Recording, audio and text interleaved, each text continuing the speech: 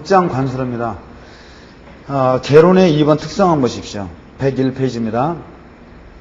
관수로니까 1번에 자유수면을 갖지 않는다. 2번에 압력차에 흐른다. 이런 내용이 써 있을 텐데, 이게 만약 개수를 하면은 어떻게 되어 있겠습니까? 특성이. 개수로는 자유수면을 갖는다. 그 다음에 중력에 의해서 흐른다. 이렇게 특성이 나와 있을 겁니다. 자, 그런 부분들은 개론이니까, 관수로 개수의 가장 중요한 개론은, 그림으로 이해를 좀 하도록 하시고요. 그 다음에 6-1식 보세요. 이건 하재한 포화조 법칙인데, 오른쪽에 참고란을 보세요. 6-1식을 가지고 관연대 한 2번 정도 이런 형태가 나왔습니다. 그러니까 비례냐 반비례냐 관련이 있냐 없냐 이런 형태니까 오른쪽에 참고를 보시면은 여러분들이 쉽게 이해를 하실 수 있을 겁니다. 그 다음에 6-2식입니다. 6-2식을 가지고 그림 6-2를 보세요. 102페이지. 요 그림 유속 분포들 얻은 겁니다. 그 다음에 6-4식을 가지고 그림 6-2의 마찰력 분포도라는 걸 얻었어요. 그럼 우리는 이렇게 정상적으로 하지 말고 여러분들은 102페이지 그림 6-2를 보세요. 이것만 보시면은 이 그림을 가지고 우리 거꾸로 6-2와 6-4식을 형태로 우리가 공부하도록 하겠습니다.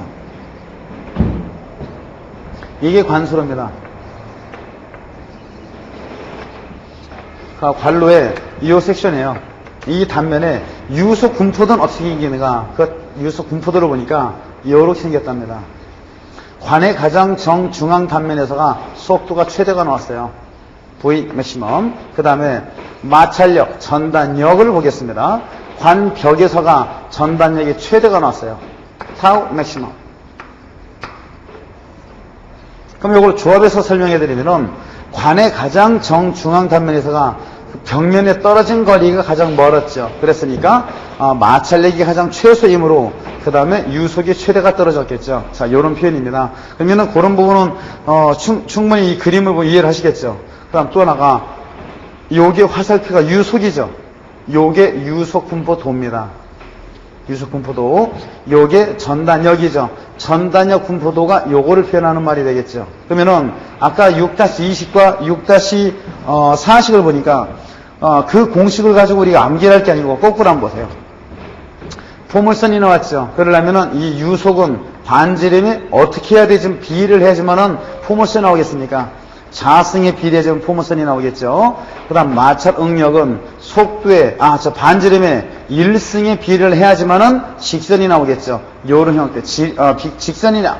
그 다음 곡선이냐에 따라서 요런 속도와 이 마찰력에 대한, 반지름에 1승이 비례냐, 자승이 비례냐, 요런 형태까지, 요런 부분 앞으로 알아놓으시고, 이런 곡선 형태는 꽤 많이 나왔으니까, 이런 그림은 기억을 꼭 하셔야 됩니다. 그 다음에, 이 관수의 제일 중요한 부분이에요. 이제 6-5식을 보십시오. 타이틀 보니까 관수로 속에 마찰 손실에서 6-5식이 주어졌죠. 이거는 굉장히 중요한 공식입니다. 우리 6장 관술에서 가장 중요하고, 이 공식 하나가 관술의 전부다다. 이 생각을 하셔도 과언이 아닐 정도로 이 중요한 공식이 됩니다. 그러면은, 이 공식 설명해드리면은, H는 이 공식이 나왔어요. 이 공식 악센트를 드렸으니까 여러분들은 이 공식 하나 암기 못해서 틀릴 분은 안 계시겠죠.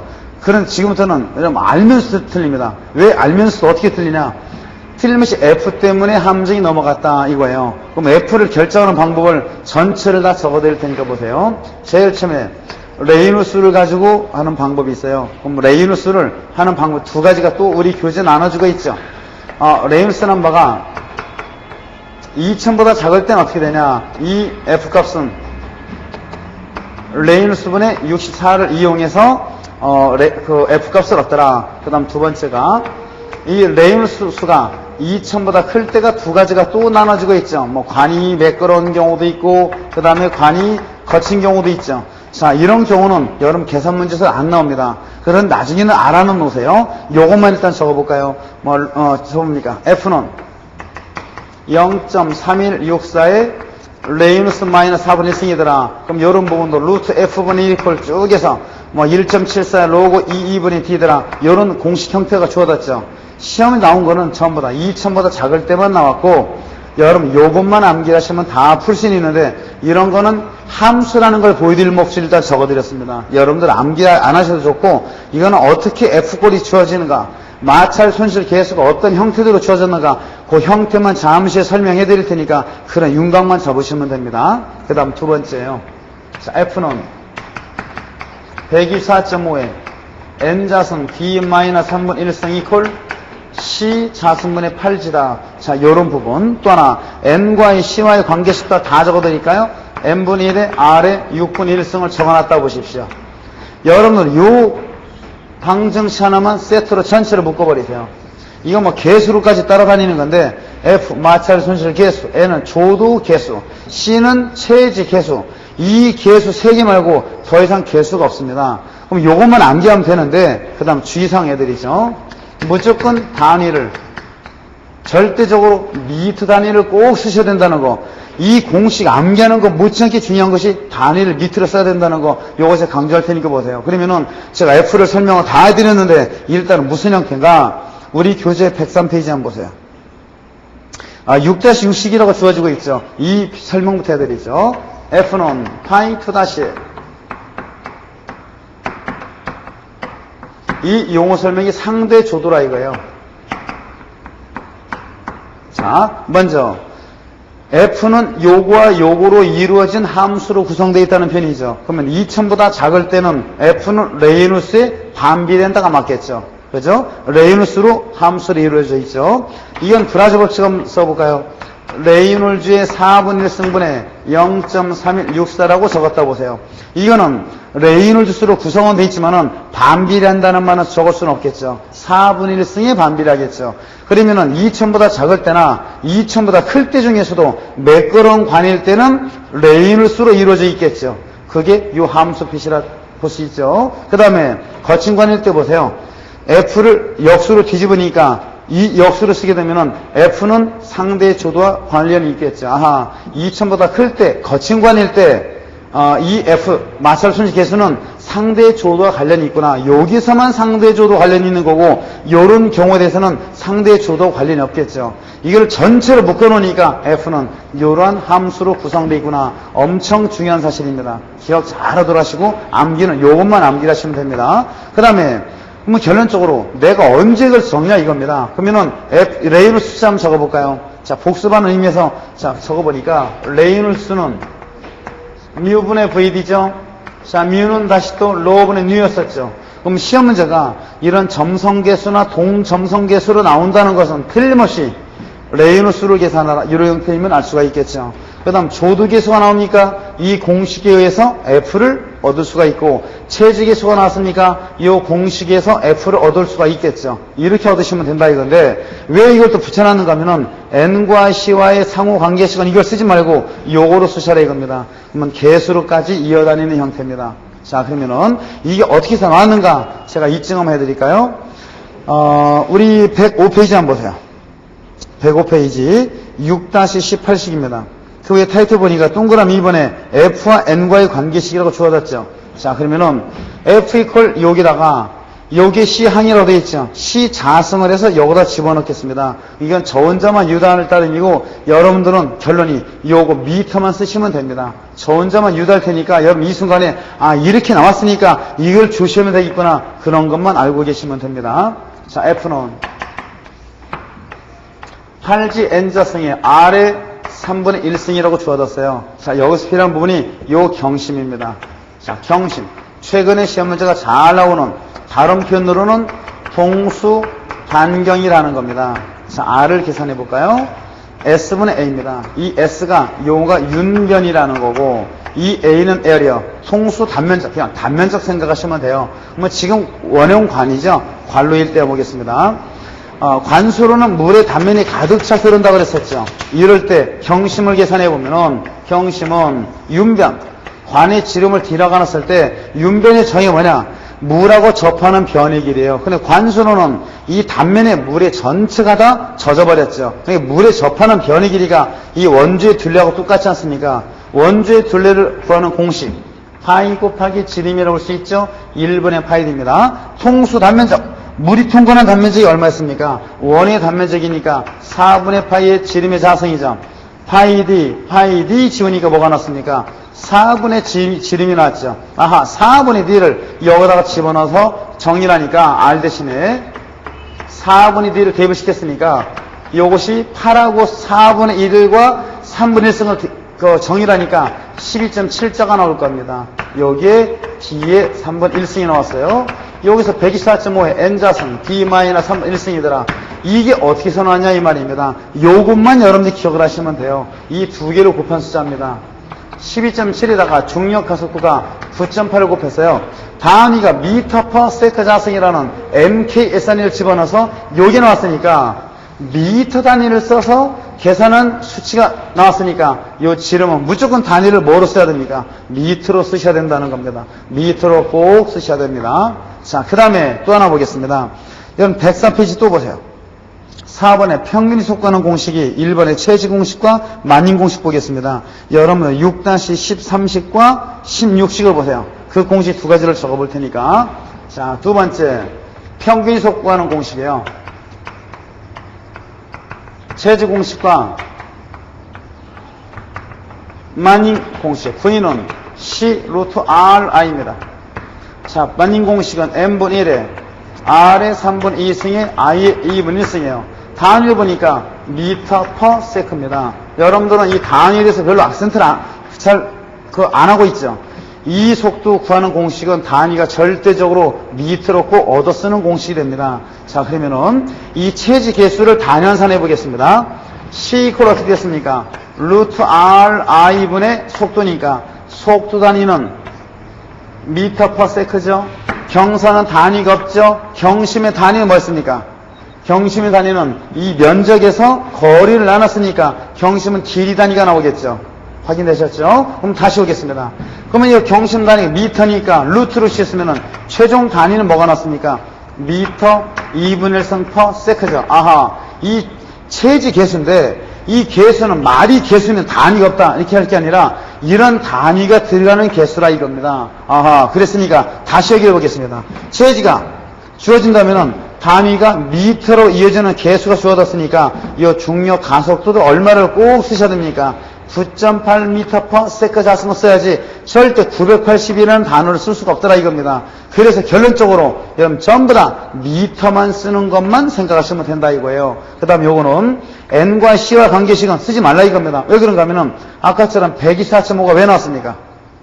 아까 이 경우 또 볼까요? 자, 124.5가 나온 경우는 R 대신에 4분의 G라는 원형 관로의 경심을 가지고 이 지름을 써서 얻었기 때문에 이건 관수로 뿐이 못 쓰겠죠. 그런데 개수로 넘어가 보면은 우리가 한계경사 계산할 때 체지교 C를 우리가 쓸 수 있는 공식이 나중에 나옵니다. 개수로 표현해서. 그럼 그때를 위해서라도 알아놓으시면은 이 N이 주어지고 C를 얻는 공식은 관수로 뿐이 못 써먹으니까 이건 개수로서는 쓸 수가 없지 않습니까? 그러면 너무나 귀찮죠? 관수로 일 때 쓰는 공식, 개수로 쓰는 공식 따로따로 암기하기가 이것만 쓰세요. N과 C와 관계식을 쓰셔라 이겁니다. 이건 경심으로 이루어진 꼴이 될 테니까 우리는 전부 다 관수로 개수로 구분하지 않고 모든 걸 다 쓸 수 있을 겁니다. 그럼 이 부분에 대해서 이제 개수로 많이 나왔으니까 경심을 다시 보러 가보죠. 제가 경심에 원형 관로만 설명해 드렸죠. 이제는 뭐가 되냐? 개수로 한번 써볼까요? 이 폭을 B를 하고 수심을 H로 해보겠습니다. 그러면 경심 R은 어떻게 됐습니까? 윤변, 물하고 접하는 변의 길이니까 이 세 변의 길이가 물하고 접하는 변의 길이죠. B 플러스 EH가 나오겠고 그 다음 A가 통수 단면적, 물이 통과하는 단면적이니까 BH죠. 계산해서 얼마? 미터가 답이 떨어지겠죠. 자, 요 정도 수준이 된다 이겁니다. 그럼 요렇게 해서 경심까지 이제 개수로 부분에서는 제가 경심이라는 용어 설명을 안 해드릴 겁니다. 그러면 자, 요렇게 요 공식 하나만 놓으시면은 관수로 개수를 다 쓸 수 있는 공식이 됐고 드디어 F를 얻는 전체 설명을 지금 다 드렸습니다. 그 다음 두 번째, 요 평균 속도 아까 설명해 드렸죠. 또 취하러 가겠습니다.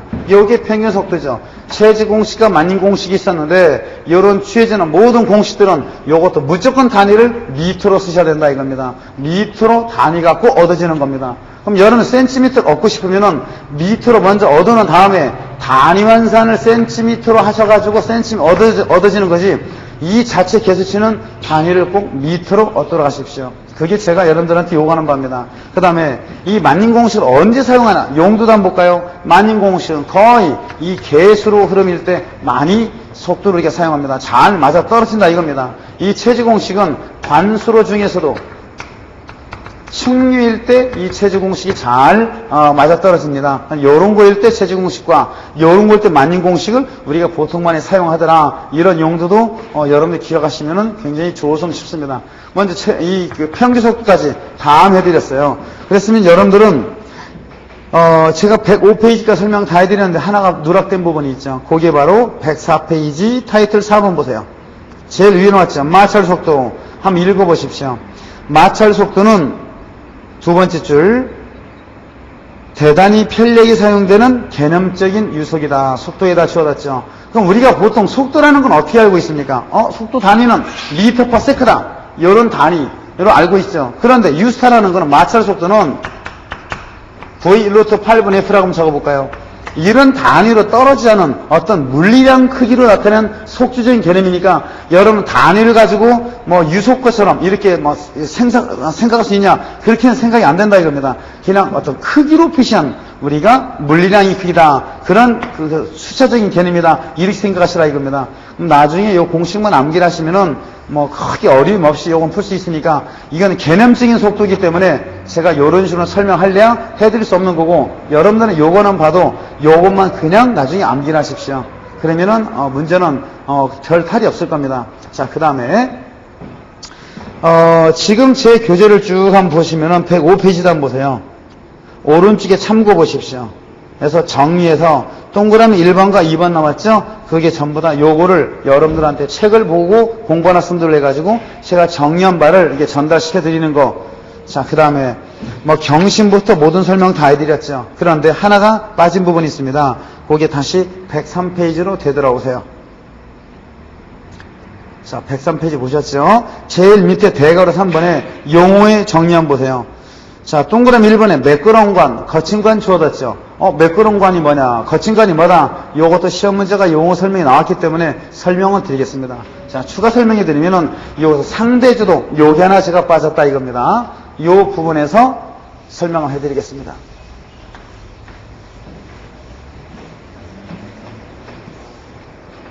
일단은 이 관을 그려보죠. 관수로니까. 관이 아무리 정교하게 만들었어도 이 관의 두께가 있겠죠. 요철 부분이 있을 겁니다. 관의 두께 부분 중에서. 그럼 요철을 아무리 정교하게 만들었어도 이 요철의 관 두께 고조차가 있겠죠. 이 고조차, 이거를 조도로 하겠습니다. 조도. 그 다음에 관의 이 안찌름입니다. 내경. 이 안찌름을 D라고 그랬어요. 요 두 개의 B를 상대 조도로 하겠어요. 자, 그러면은 여기서 무엇이 나올까 하면은 매끄러운 관이 나와 있고 그 다음에 거친 관이는 용어 설명이 있어요. 그러면 관을 만져보니까 매끈매끈하더라. 그래서 매끄러운 관이냐? 자, 그런 편이 아니죠. 우리가 유선을 그려보겠습니다. 유선을 이렇게 그려놨을 때 유선에도 고조차가 있겠죠. 요철 부분. 가장 최대치와 최소치의 요 차이가 이 요철이 있겠죠. 이 요철보다 하고 이 조도하고 제가 조도가 더 작게 지금 그림을 그렸죠. 이게 매끄러운 관을 제가 설명해 드린 겁니다. 그럼 거친 관은 반대로 하시면 돼요. 이 고조차보다 이 고조차 요철이 더 크면은 이때는 거친 관 용어 설명이 되겠죠. 자, 여기까지 추가하시면 됩니다. 그러면 지금까지 설명해 드린 부분은 드디어 이 공식 하나 제가 설명했는데 이 공식 관술의 전체랍니다. 굉장히 강조해야 될 테니까 이런 패턴을 잘 아셔가지고 아까 평균속도 개념까지 해서 여러분들이 문제에 적응하도록 하셔야 됩니다. 제가 굉장히 강조를 많이 드렸습니다. 그 다음에 105페이지 한번 보십시오. 자, 5번 마찰 이외의 손실 수도 써있죠. 자, 이 타이틀 한번 보세요. 지금까지 마찰 손실 하나 공부했지 않습니까? 지금 5편에서는 요거 말고 나머지 모든 손실에 공부하는 부분이 이 손실을 전부 다 묶어서 5편으로 묶어놓은 겁니다. 자, 이 5편의 마찰 이외 손실 수도부터는 제가 잠시 후에 정리해 드리도록 하겠습니다. 5편 마찰 이외 손실 수도입니다. 이 부분에서는 그림을 하나로 놓으세요. 이 수조와 이 두 개 수조가 관수로로 연결되어 있다 한번 보겠습니다. 이런 형태로 그러면 관로로 연결되어 있으면은 이 관로가 지름이 똑같으라는 법은 없죠. 지름이 요 수조와 이 수조의 연결을 관수로 시켰을 때 사이즈가 큰 관과 작은 관이 있을 수 있겠는데 일단은 관로로 연결했다 보세요. 그럼 연결했으면은 요 수도와 이 수도차가 왜 났습니까? 수도차란 부분은 물이 유입을 할 때 손실이 일어나겠죠. 관벽을 타고 내려갈 때 마찰 손실이 일어날 겁니다. 그 다음에 물이 유출할 때 유출 손실이 일어납니다. 또 하나를 적어볼까요? 단면이 또 커질 수도 있고 지름이 사이즈가 더 커진 관이 있을 수도 있고 사이즈가 더 작은 관으로 연결할 수 있죠. 단면이 갑자기 커졌죠. 급확 손실이 있고 단면이 갑자기 줄어들었죠. 급 축소 손실이 있다 이겁니다. 그러면 지금까지는 관로가 벽을 쭉 타고 내려오면서 일어나는 마찰 손실에서 공부해봤는데 지금부터는 이런 모든 저겁니까? 그 유입 손실, 급확, 급축소, 유출 이런 손실 수도가 있더라. 이걸 전부 다 묶어서 마찰 이외 손실이더라. 이런 부분을 적어놨어요. 그러면은 일단 말로 해볼 테니까 우리가 한번 보도록 하십시오. 지금 106페이지 한번 보세요. 106페이지. 6-20시간 보십시오. HE는 FE의 E지분의 V자 성되어 있죠. 이 FE는 보통 0.5로 취급을 합니다. 그림 6-5를 보십시오. FE가 0.5죠. 이렇게 우리가 실무적으로 계산할 때는 이 관로가 직각으로 유입되는 경우, 이 0.5인 경우로 다 쓰고 있으니까 여러분들은 FE 값은 0.5를 암기를 하셔야 될 겁니다. 자, 그러면은 FE를 0.5를 안 상태에서 HE를 계산하라 이런 단독지역 문제는 기대하지 마세요. 하지만 잠시 후에 이 문제, 조합적인 문제 때문에 알 필요는 있습니다. 그 다음에 동그라미 2번 볼까요? 단면 급확대 손실 수도 해서 107페이지 6-21식에 정리가 돼서 나와 있습니다. 요거는 시험 문제가 3번 나왔습니다. 요건 잠시 후에 설명해 드릴 테니까 일단은 요런 이따라 넘어가십시오. 그 다음 동그라미 3번에 단면 급축소 손실 수도가 또 주어졌죠. 그것도 108페이지에 보세요. 6-22식에 나와 있고 시험 문제는 한 번도 안 나왔습니다. 하지만은 잠시 후에 연결은 시켜서 설명을 드릴 예정입니다. 그 다음에 6-23식 보세요. 곡간 손실 수도라고 써있죠. FB, 곡간 손실계에서 FB가 주어진 상태에서 HB를 충분히 얻을 수가 있겠죠. 자, 또 하나 6-24식 보세요. F0 용어 설명 읽어보세요. 자, 수중 유출인 경우는 F0가 1.0을 하더라 돼 있죠. 그러면 F0가 2를 암기한 상태에서 H0는 우리가 쉽게 얻을 수 있을 겁니다. 이게 전부 다 왜 말로만 이었는가 하면은 이 상황에서 이 전체가 마찰 이외 손실이죠. 이걸 전부 다 묶어봤어요. 그러면 지금까지 다 읽어본 공식 중에서 마찰 이외의 모든 손실은 무슨 수대에 비례하고 있습니까? 예를 들어볼까요? 물의 유손실 H는 F2의 E 지분의 V 가상이라고 그랬죠. 그 다음 유출 손실 적어볼까요? H0는 F0의 E 지분의 V 자성이죠. 제가 두 가지만 시작과 끝점을 읽어봤는데 전부 다 무엇에 비례했습니까? 모든 손실 수도는 유속 수도라고 여러분 배로 정리해서 공부해 보셨죠?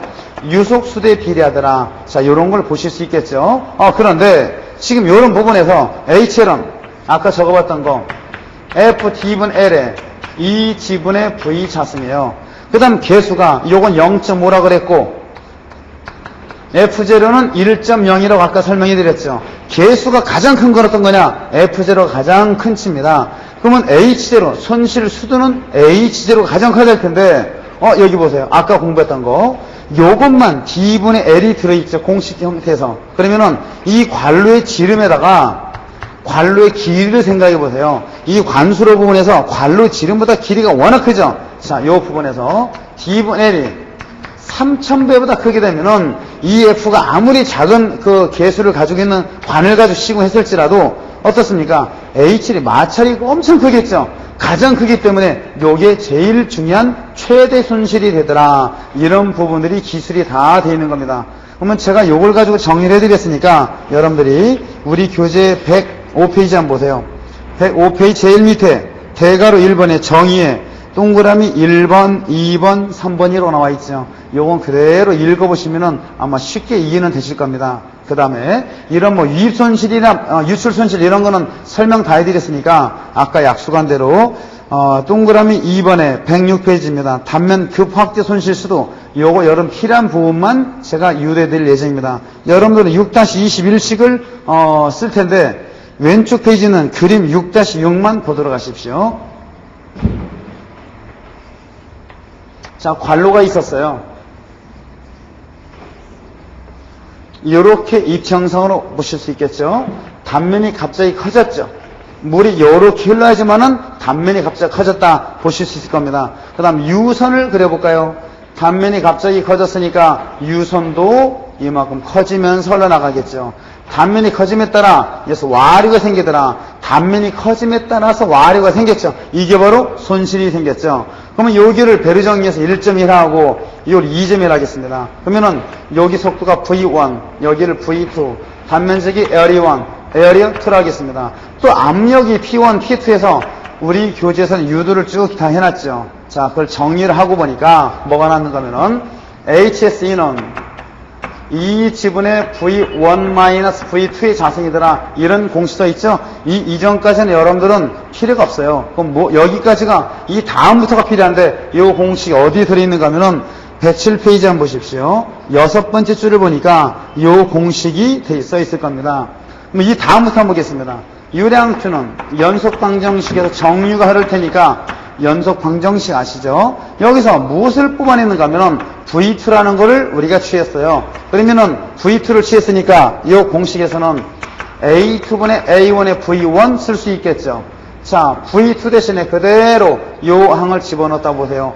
V1이 공통인수니까 충분히 암산으로 이 형태를 유도를 해낼 수가 있겠죠. 이 지분의 V1 자성이더라 돼 있죠. 요것만 3번 나왔어요. 여러분들은 여기 기사 시험에는 2번 나왔고 제긴 산업기사 정도에 한 번 형태가 나왔었어요. 그럼 여기서 제가 암기할 부분은 A1이다, A2다. 이 그림에서 요 1번의 단면적이다, 2번의 단면적이다. 제가 별로 각센터를 안 해드려도 충분히 아실 수가 있는데 앞으로 여러분 기억할 부분은 여기가 V1 유속이라는 거 꼭 기억을 하십시오. V1 속도입니다. 이 그림 보니까 여기관에 흐르는 속도가 나왔지 2번 요관의 속도로 흐르는 속도가 쓴 게 아니다. 이 부분을 여러분들이 기억을 하셔야 됩니다. 자, 요것만 필요한 건데 급축소는 저 혼자 한번 해볼까요? HSC라는 공식 나왔죠. CA분의 1 마이너스를 자성해. 요거는 시험 문제가 아직 물어본 형태가 안 나왔어요. 그럼 여기서는 V2가 나왔지 않습니까? 이건 V1이 나왔고, 그러면 급축소를 한번 해볼까요? 단면이 갑자기 줄어들었으니까 이런 형태로 제가 유도를 해서 써야 되겠죠. 1번 점이고 여기 2번 점이라고 보세요. 그러면 단면이 갑자기 줄어들었으니까 수축이 됐다가 퍼져서 나가는 거는 너무나 당연한 유선이죠. 자, 이랬을 때 이 수축 개수는 우리 오리피스 공부해 봤었죠. 라지 A분의 스몰 A더라. 라지 A분의 A2의 단면적이죠. 이런 배너 콘트랙터 부분이 생겼죠. 이 부분을 스몰 A라고 하는 겁니다. 충분히 알 수 있겠지만 요것 때문에 설명한 건 아니고 이 V2가 무슨 속도입니까? 이제는 여기서 흐르는 관의 속도를 대입을 시켜야만 된다 이겁니다.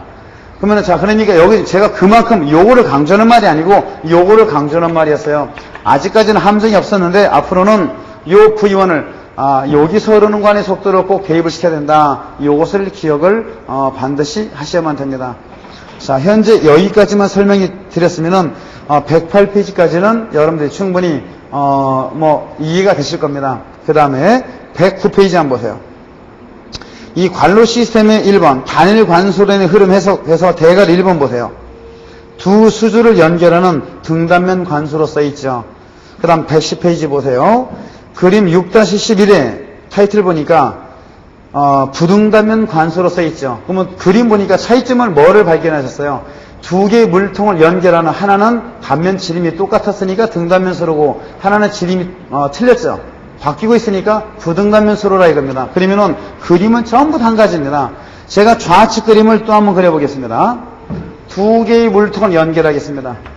이거는 시험 출제 형태가 하나 아웃문제 형태가 주어졌는데 여러분 다 보시면 알아요. 두 개의 물통을 어떻게 연결시켰냐? 등단면수로 연결시켰다는 겁니다. 그러면은 저 역시나 등단면 연결하겠습니다. 똑같았죠? 자, 이런 형태에서 손실의 합이 뭐였습니까? 손실의 합이 물이 유입할 때, 그 다음 마찰, 그 다음에 유출할 때는 손실이 요 라지 H죠. 그래서 시험 문제가 틀림없이 뭐가 나오냐? 수면차가 주어진다는 것은 이 수면차에 해당하는 이 손실을 가지고 속도나 유량을 구하는 시험 문제가 틀림없이 나오더라 이겁니다. 그러면은 시험 문제가 두 개의 수주를 연결하는 등단면 수로가 주어질 때 손실이 뭐가 있었어요? 유입 손실이었었죠? 아까 공식 읽어봤던 거 그걸 정리해 볼까요? F2의 2지분의 V 자승이죠. 마찰 손실 F-D분의 L의 2지분의 V 자승이죠. 유출 손실 F0의 2지분의 V 자승이니까 유속수도가 공통인수니까 요걸 뽑아냈다고 보세요.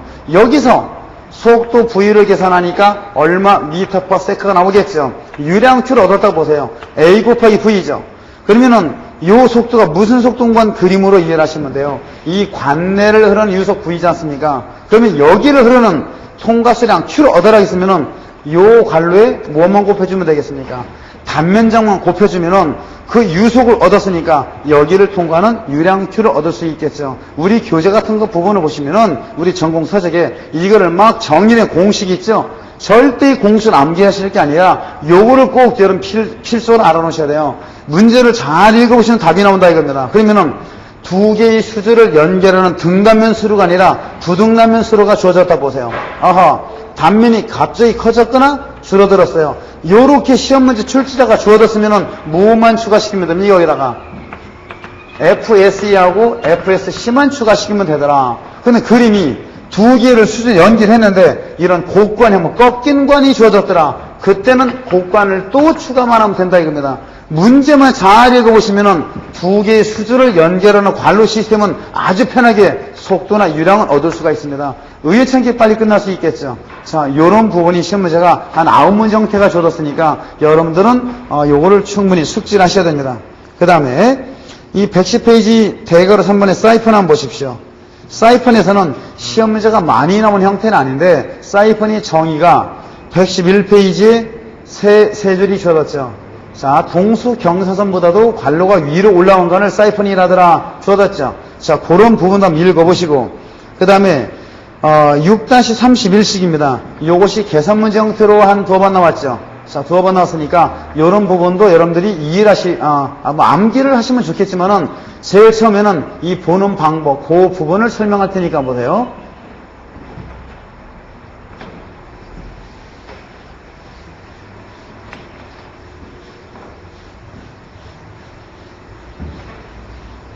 사이펀은 시험 문제가 많이 나온 형태가 아닙니다. 요 수조가 있었어요. 자, 우리 교재 보니까 동수경서선이 그려져 있죠. 좀 잘라져서 이렇게 떨어졌죠. 왜 그럼? 곡간 손실이 일어난 것만큼 이 동수경사선이 차이가 있는 겁니다. 그러면 관로가 어떻게 생겼냐? 이 동수경사선보다 더 위로 올라간 관이 있더라 이거예요. 이게 사이펀입니다. 그럼 물은 어디까지 뿐이 못 올라갑니까?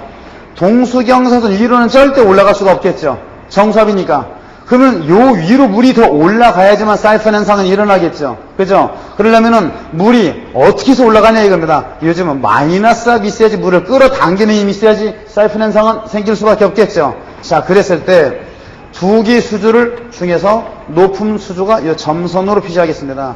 사이펀 현상이 일어날 수 있는 높이 한계치 H를 구하라. 요게 우리 교재 6-31식이라 이거예요. 그럼 요 얻는 공식은 책에 다 있는데 한번 적어놔 보겠습니다.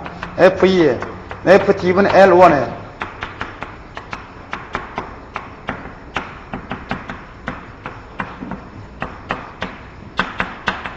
자, 이런 표현 주어졌죠. 자, 우리 이 칠판의 부분도 마찬가지예요. 높은 물통의 최고 수준의 점선이죠. 이 사이펀의 가장 최고 정점이죠. 여기 높이까지를 H-라겠어요.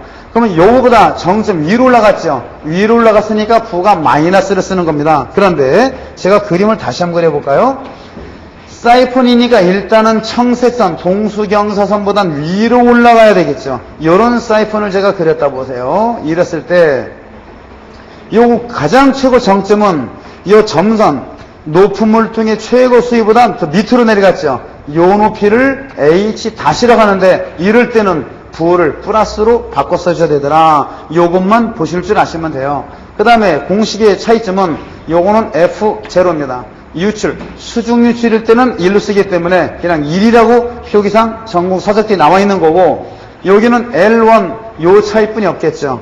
가장 정점이에요. 가장 정점까지 이 유입 관로 길이를 L1, 유출 관로 길이를 L2로 놨더라. 이런 공식 설명입니다. 그 다음에 111페이지 니은번 보세요. 동그라미. 시점의 압력은 절대압 0 이하는 될 수 없으므로 압력이 아무리 작아봐야 제기압, 절대압 0보다 작을 수는 없겠죠. 그러면은 물을 끌어당기는 압력 얼마나 도대체 있어야 되냐? 그 한계치를 보자 이겁니다. 그러면은 그 한계치는 여러분들은 여기서 요 높이를 표현하는 말인데 모르셔도 좋습니다. 여기서 요 높이입니다. 요 H-라 요 높이와 혼동하시면 안 됩니다. 그러면 아무리 끌어당길 수 있는 높이 한계치가 얼마냐? 그게 대기압이죠. 1기압. 1기압이 얼마입니까? 10.33m죠. 압력으로는 톤 퍼 미터 자승이지 않습니까? 그러면 약 얼마 미터가 나오겠죠? 10m입니다. 그럼 요거를 곡간 손실이나 물의 요런 그 마찰, 그 물의 그 손실이 일어나기 관로를 따라서 손실이 일어났으니까 약 80 내지는 90%만 유효한 걸로 봐주기 때문에 우리가 표현하는 요 높이입니다. 요 높이가 약 8 내지 9m 정도만 되면은, 이해만 된다면은, 사이폰 현상은 일어날 수 있더라. 요런 부분이 몇 번 나왔었어요. 자, 그 다음에, 제일 밑에 동그라미 2번 역사이폰 보십시오. 역사이폰은, 이건 사이폰이 아니죠. 말만 역사이폰이 무슨 편입니까? 요랑 그림이 바뀌었죠.